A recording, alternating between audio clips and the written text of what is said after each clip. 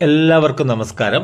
അപ്പോൾ നമ്മൾ ഇന്ന് നമ്മുടെ വാട്സപ്പ് വഴിയും അതുപോലെ തന്നെ നമ്മുടെ വീഡിയോയുടെ കമന്റ് ബോക്സിലൊക്കെ പലരും ചോദിക്കുന്ന ചോദ്യമാണ് ഏത് ടൈപ്പ് കത്രികയാണ് വാങ്ങേണ്ടത്, അതുപോലെ തന്നെ എത്ര ഇഞ്ച് നീളമുള്ള കത്രികയാണ് വാങ്ങേണ്ടത്.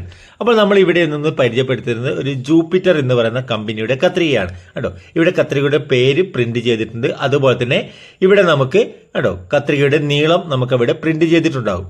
ഇവിടെ നമുക്ക് ഇത് വരുന്നത് 12 ഇഞ്ചാണ് കേട്ടോ. ഈ ഒരു കത്രികയുടെ നീളം വരുന്നത് 12 ഇഞ്ചാണ്. അതാണ് നമ്മുടെ കട്ടിങ്ങിന് വേണ്ടി ഉപയോഗിക്കുന്ന കത്രികയാണിത് കേട്ടോ. ഈ ഒരു കത്രികയാണ് നമ്മുടെ കട്ടിങ് ആവശ്യത്തിന് വേണ്ടി ഉപയോഗിക്കുന്നത്. കത്രിക വാങ്ങുന്ന സമയത്ത് നിങ്ങൾ ശ്രദ്ധിക്കേണ്ട ഒരു കാര്യം, നമ്മുടെ കത്രികയുടെ ഫ്രണ്ട് ഭാഗം കണ്ടോ, ഈ ഒരു ഭാഗം നല്ല കൂർത്ത ടൈപ്പിലുള്ള കത്രികകൾ നിങ്ങൾ വാങ്ങുക കേട്ടോ. നമ്മുടെ കൈകളിലുള്ള കത്രികകളിൽ 90% കത്രികകളും ഇതുപോലെ കൂർത്ത ടൈപ്പുള്ള കത്രികകളാണ്.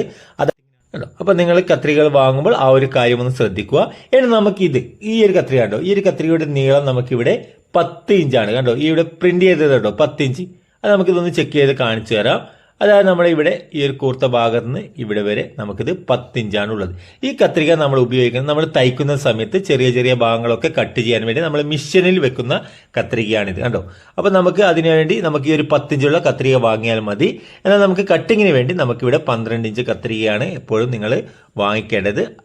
ഏത് കത്രികകളായാലും നിങ്ങൾ വാങ്ങിക്കുമ്പോൾ ആദ്യം ശ്രദ്ധിക്കേണ്ട ഒരു കാര്യം, നമ്മുടെ ഫ്രണ്ട് ഭാഗം കൂർത്ത ടൈപ്പുള്ള കത്രികകൾ തന്നെ വാങ്ങുക.